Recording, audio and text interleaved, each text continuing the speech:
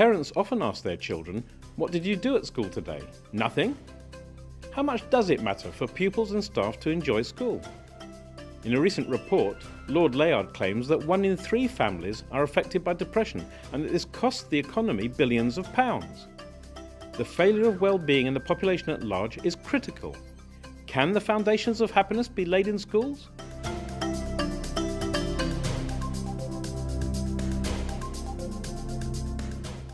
This programme looks at a range of strategies for developing well-being. We visit a primary school in Norfolk which has turned around behaviour and performance by adopting nurture principles. We get to talk about lots of things at Toast Time, don't we? And that's always fun, isn't it? In Essex, we see how self-assessment tools are helping pupils to analyse their capabilities and share responsibility for improvement. This is the first brain profile I got. You get an analysis of the parts of your brain. L2, preserver and organiser, and R2, socialiser and empathiser. We look at new initiatives in the States and in the UK that deal directly with issues of personal fulfilment. I came to the realization that I was feeling things that a lot of people had said people my age didn't feel. And we go to Liverpool, where confidence and self-esteem are being developed through performance and humour. Yeah, look, I'm watching, but I can't see nothing. Our first example is of leadership throughout the school, organising explicit opportunities for convivial social experiences and creative teamwork. These opportunities need just as much planning, know-how and commitment as any subject in the national curriculum. It is the creation of a space for children to take responsibility and find their fulfilment which marks out this nurture school approach. 5 years ago, St Andrew's Primary in North Pickenham was a problem school. Although located in a small village in rural Norfolk, St Andrew's pupils exhibited all the symptoms of urban deprivation. They were disruptive and had low esteem and low expectations. Newly appointed head teacher, Jeni Barnacle, realised that she had to address the problems at a fundamental level. Really, I just wanted to give them the opportunity to have all the things that my children had, exciting learning, hands-on experiences, creativity, all the things that go into that. But in that first year, I was dealing with a lot more issues than that. And behaviour was a big key issue. Jeni's approach was based on the principles of nurture groups, which were originally designed as an intervention strategy. A basic nurture tenet is that education can only take place in the context of positive human relationships. Jeni decided to take the bold step of applying nurture principles across her whole school. My biggest change first was to change the environment and actually changing the whole feeling about this place where they came to school so that it actually felt like a nice place to come to. Nurture is essentially about creating an atmosphere of mutual respect and positive values. One of the most visible examples of that occurs at 10:30 every day, when lessons stop and all the classes sit down to a late breakfast.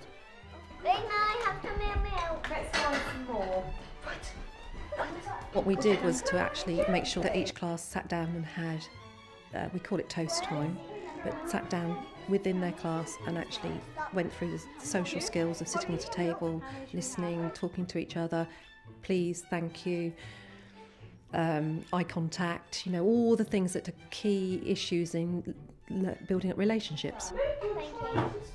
A lot of children come to school perhaps not having had breakfast or not having, perhaps not having had much attention at home. So it's providing those needs that the children have before you can even begin to start teaching them. We get to talk about lots of things at Toast Time, don't we? And Belgium and the slide. Talking about all your parties and everything, that's always fun, isn't it? Try to sort of make it like a family orientated meal time almost. A lot of the children don't have the chance to converse over the table. So everybody went to Harley's party, did they? Yeah, and me. And you? Did you all go? You've been to 3? Goodness me, you are. Wow. We do keep a Toast Time diary as well, so if something does come up, and that could be something great to share, or it could be something that you've found out about a child, because you never know what's going to come up. There may be all sorts of hidden messages in what they're saying, so it's listening quite carefully to what they're saying and trying to assess what their needs are and what their priorities are. Whether they're, that day they are upset because something's happened at home, or they may be tired. So it's reading the signs. Lots of people who do come into the school say, what a lovely atmosphere it is, what a friendly school. Now, if you'd have come into the school 5 years ago, you would not have been saying that. Sophie, would you like some water? Much of the teaching at St Andrews is centred on themes rather than individual subjects, with lots of emphasis on a hands-on approach. Teachers and children are given the freedom to develop to the extent of their imaginations. We're going to have a go at using some of the techniques that the Anglo-Saxons would have used to make our own Anglo-Saxon hut. The whole thing is making learning fun. They'll learn far more about actually building an Anglo-Saxon house by actually doing it than reading in a book. I suppose in a way that's not necessarily a nurture thing. In fact, most people learn, even adults learn by doing far more than by actually sitting listening to somebody talking. Be prepared to get messy today, all right? That's my advice.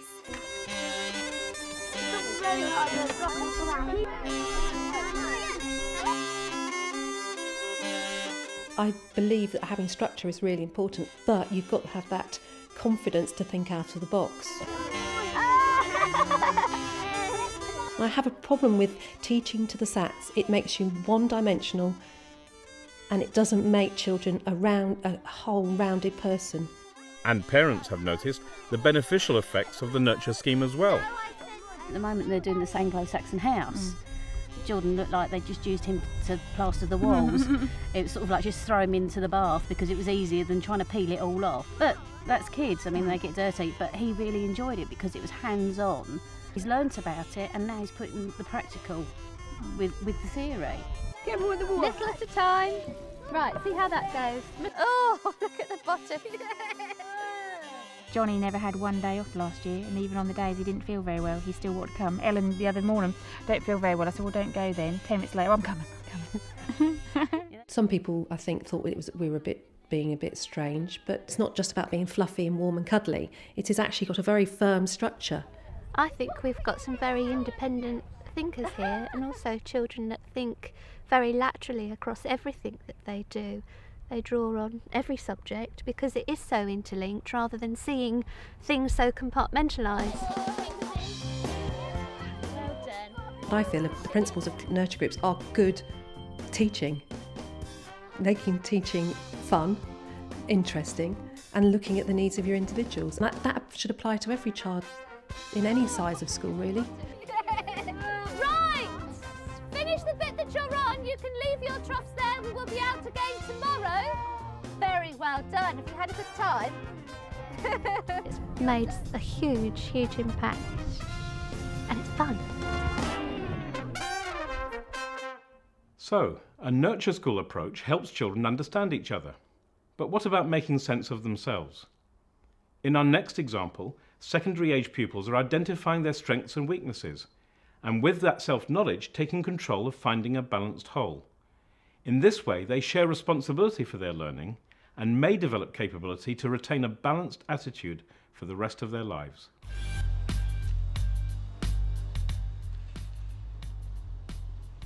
At King Harold School in Waltham Abbey, on the outskirts of London, Year 10 students are undergoing a process known as brain mapping. The students actually go through a profiling questionnaire which will show us characteristics and strengths and what we now tend to use as comfort areas and uncomfortable areas. What we're going to do here now is to go through your profile. We've logged in, got you set up. So what we're going to do now is answer each question, and each question is going to be based about how you learn, okay? Yeah. And how you... The questionnaire and subsequent analysis is based on principles developed at a university in South Africa for applications in the business community. Its use in schools, however, is a novel development. What we do is actually use the profiling as part of our ICT course. What we want you to do is on each question, as it says here, there will be 4 responses. Most preferred, second most preferred, third most preferred, and the 4th one it will then turn over to the next question. Okay? Now you've got about 30 questions to do, so as soon as you click on continue, you can get going. The questions are based around his learning styles and also how he is receptive to learning information, which is what we want to find out. Brain mapping attempts to associate a student's thought processes with different functional areas of the brain. The ultimate purpose of the analysis is to find out which particular areas dominate. The idea being that self-knowledge is an important route to personal fulfilment. So I just wanted to, I want to see what kind of person I am, because you know yourself, but you don't know yourself fully, do you? You can't argue in many respects with the data because it's data that they've inputted. It's not something that's been enforced on them by us. It's not data that we said, oh, the data we know about you because you did blah, blah, blah is this. Therefore, we're expecting this from you. And that's the target we're going to set. For the first time, this is owned by them. And that's important. This is the first brain profile I got. You get an analysis of the parts of your brain, L1, L2, R1 and R2. And you get a written analysis as well. Our R1 are our creative people, if you like, in simple terms. Our R2s are our social people, so our empathetic, socialising people. Our L2s like order, they like things given them in bit by bit. And our L1s are our can see the whole project, but actually just give me the whole thing and I want to manage it. So they're our leaders. It was really interesting because I've never seen how my brain works before, and it helps me a lot in lessons as well because I know which techniques I like to use best. I'm more of a logical thinker, so I'm just seeing if my profile will tell me that I'm a logical thinker. Yeah, when the results came back I was quite shocked because I knew what areas I was better in, but it was quite nice to see them on paper and think, well, I was right, I do work best in them ways, and it's quite reassuring. It was good. We don't tend to say, well, this will help, this will make you a better mathematician, or this will make you a better what we're trying to do is actually say, well, what we want you to do is to try to develop all parts of your brain so that you're using all of them all the time. And the more you can, the better. The ones that are natural are easy. It's the ones that are not natural that are going to be more uncomfortable and need much more work on. I know what areas I'm good in and what areas I work best with, and also it's helped me because I can talk to the teacher about which ones have come out strongest, and they can plan the lesson so that everyone gets the best out of it. So much more positive to walk into school knowing that these are the areas I'm good at, these are the areas I'm bad at, and you can go straight to people with your problem saying, can you help me in this way? And I think it just makes you feel so much more comfortable knowing that you can be easier to work with. We're beginning discussions about then how that might fit long term in our curriculum, because if they're happy in their learning, we'll benefit by getting better results. As this practice develops, school teachers will begin to note the pupils' self-analysis and use it to plan the curriculum. At Strath Haven School in the United States, the curriculum is being developed to affirm young people's lives and help them celebrate positive experiences. This recognises that being young does not prevent you from enjoying life, and that learning is also about the self.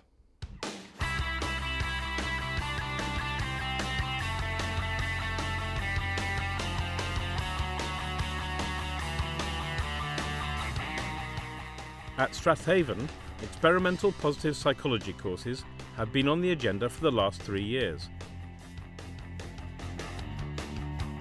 I want you to write an individual to whom you need to express gratitude towards. Just take a couple minutes, think about it. I'm going to do it with you. Today, teacher Kevin Haney is running a refresher session with students he first taught 3 years ago when they were in the 9th grade. He is developing optimism skills, encouraging students to respond to adversity in a positive way. He starts by exploring the theme of gratitude. Anybody want to start us? You want to start us off since you guys are reading your own? I chose my pop. I chose him because he's always been there for me, even though he and my mom got divorced. He's actually modeled his life around me. Before the divorce happened, we lived in Virginia. Then my mom and me, we moved up to here, Pennsylvania, and eventually he actually moved it to a house that's walking distance from the one I'm living in now. That's just really powerful and meaningful. Kevin's English class is just one example of how positive psychology can be introduced into the curriculum. Watching the class is a team of academics who have devised the programme. Psychologist Jane Gillam explains what it is all about. Positive psychology as a field really emphasizes focusing on the positive end of life. So what it means to be thriving, to be doing well, to having good relationships. What we focus on in this program are 3 routes to happiness. One route is positive emotion, and so how to feel more positive emotion, how to savor life, enjoy things. One is happiness through using strengths, so understanding our strengths, using them more day to day, with the idea that if we recognize our strengths and use them in life, that's how we find a life that's most fulfilling, is we find our niche by finding the strengths that work for us. And then in the third part of the program, we focus on happiness in terms of meaning. So what is meaning or purpose? And that's another route to happiness, and we work a lot with the students to help them figure out what makes their own life meaningful and feel purposeful. So you ask 10 adults, what is your purpose? And I'd be willing to bet that more than half of them could not give you an answer. I think it's a program that all freshman students should take, just because it really helps you feel good about yourself and feel like you can talk to other people, which I think is a skill that is desperately lacking in a lot of high school students. I'm opening up with my family and friends more. I was very closed up with even my own family. I didn't really talk too much about my feelings and emotions and everything, but I am doing that more now, so. Well, they reacted in many different ways to this course. It depended upon the lesson. If the lesson fit what they were feeling at the time, and what I mean by what they're feeling is that certain age level, they responded very well. They were incredibly receptive. If it was something a little bit more dry, something a little bit more content-driven, as opposed to having open discussions and dialogue, like any other course, especially for kids at 14 and 15, they were a little bit more withdrawn. But ultimately, I found good common ground to open them up to the more of the content-style stuff, and that was through anecdotes, through my own experiences. Everybody tells you can't do this, you can't experience that, you don't know what love is, you don't do this, you can't do that, and ultimately it's frustrating. I've been in your shoes not too long ago, and I know what it's like to be slapped in the hands and say, you don't feel this way. It's impossible. You don't have the experiences. So here you are. You're about to walk out into the world, so to speak. You're about to go to college. What does something like this mean? When I first was introduced to it, I had a variety of reactions, actually. Most of them were just sort of like, okay, so this is new, this is interesting. Eventually, as we got more into it, we were given deeper assignments, and I thought, wow, this is kind of meaningful and life-changing. I got to learn about people, which was kind of good, like how people feel about some things. Like I liked some of the lessons we did, I guess were helpful. Like we did a lesson savoring, and we ate all, like, we had to, like, we're blindfolded and we ate food, and you just, like, I guess you just savored it, and it was fun. The first thing I noticed as a result of this program clearly was, as bold as it sounds, an emotional catharsis of these kids. When they were finally told that it was okay to experience life, that there is no ID card that allows you to enter life, they're very receptive to it. Well, thinking back to 9th grade, I remember just being very unsure of how I felt about anything. It didn't really matter what it was. And I came to the realization that I was feeling things that a lot of people had said people my age didn't feel or shouldn't feel or whatever, and that very much struck me. Next year, Jane and her team will be bringing positive psychology to some schools on Tyneside as part of a pioneering resiliency program. I think that schools should be involved with the fundamental development of kids, not just as academics, but as people. The 9th through 12th grades are essential for kids in their developmental process. It's basically the building blocks of not just education but of life. They're learning how to be people. They're learning how to be human beings. I think it's easy to pick up a book and analyze and interpret a piece of literature. I think it's hard to develop as a human. This responsibility to take charge has been taken to the limit in Liverpool, where everyone has the chance to stand up in front of the class and perform. At Waltham High School in Liverpool, something rather remarkable is about to take place. A select audience of parents, teachers and friends has been invited to an evening of stand-up comedy. The show is compared by professional comedian Strath Davis. Wiggle your fingers like this, okay, and to the side, and lower them into the lap of the person next to you. That's got you all. Look at the PE teacher, she's still down there, exercising her fingers. But the evening is really about 8 pupils that Steph has been mentoring for the last term. Okay, start the applause for me, please. Wiggle, wiggle, wiggle. Everyone's all hot and sweaty, and it always reminds me hot and sweaty of my mother. My mother, it's so hot and sweaty. Do you realise it's the menopause? Alan and his fellow comedians are undergoing an experience which Deputy Head Teacher Paul Dickinson believes will have a profound, lasting effect. From a confidence point of view, for those particular students, it will sort of, it's something that you could use the phrase life-changing, which might be a bit sort of over the top, but for those students, I suspect it could be. I walked in, I'm like, "Hi, Nan," and "Oh, yeah," and I went, "What'd you get me for Christmas?" And she went, "Yeah, love, here's £2. So, thanks, Nan. Then we're walking away with it. Bring back the change, love. And bring back the change. The project is supported by Creative Partnerships and the Liverpool Comedy Trust, with the aim of building confidence among pupils. Is definitely one of the hardest things to pull off. I think it takes skill, it takes timing, it takes guts, and it does to some degree take talent, and I have ultimate respect for them. Liverpool lays claim to being the home of English comedy, so it is no surprise that a Liverpudlian school should be the centre of this education experiment. Waltham High School is the largest school in Liverpool with just under 1,800 students. We are in a traditional working class area. The students and parents are very, very supportive, but the style of learning is they're very much doers rather than sort of taking back and listening to information. Which is why, 8 weeks ago, comedy tutor Strath Davis was invited to become a temporary member of staff. 8 weeks ago, when we first came into this school, there was a really diverse mix of groups. Some who were really confident, some who were all over the place, and some who weren't confident at all. Okay, so you've got 3, but you added some stuff, didn't you? So you've got the exams, the PE, Mum going through the menopause. Yeah. So they might just be your 3. Yeah, over the course of her workshops, Steph's aim was to bring out the best in everyone.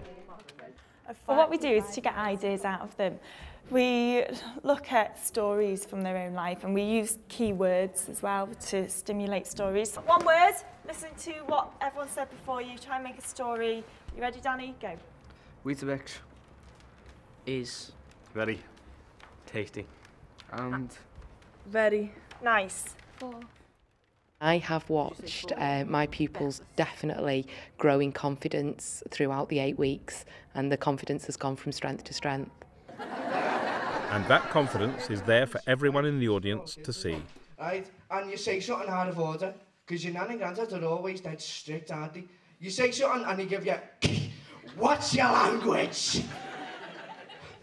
How can you watch your language? I mean, for hours on end afterwards, you'll be sitting there like that, won't you? "Yeah, look, I'm watching, but I can't see nothing." Anyway, I hope you enjoy the rest of the night. Thanks very much. For the comics and their families, the evening is a huge success, and Alison is delighted. It was absolutely fantastic. Really enjoyed every second of it. I think they were absolutely brilliant. Superb. It is not just pupils who have come under Steph's influence. She is working with selected members of staff to help them develop comedy techniques for for use in their lesson. This pyramid is terrible. Oh, proper teacher, sorry. This pyramid, hey, this pyramid is proper awful. Why was it proper awful, students? It was too many lines there. Too many lines. But there is a serious side to the project. What we're trying to do with this project is look at how it can be used in the lesson to look at learning. It might be used at the moment to relax students, it might be used to create a relationship with students, but this project is to look at actually how humour can be used in relation to learning in the classroom as opposed to just a tool to communicate with students. There was some really good points where the class were laughing, and you see, as soon as they were laughing, they reacted to what you were saying. Yeah. The vital part is using the information as the first and foremost, and then the humour is placed around that. So it's not making a joke out of the information, it's using humour as a tool to get the information across. My view is that a knowing happiness is key to intellectual fulfilment. But happiness is also an entitlement. It relieves the anxiety around taking risks with big ideas, which is at the root of creative learning. In this way, in the examples we have seen of schools deliberately planning for well-being, happiness can be seen as central to effective learning. This should become a responsibility for all schools and executed with all the rigour offered to planning subject knowledge. Happy with that? I am.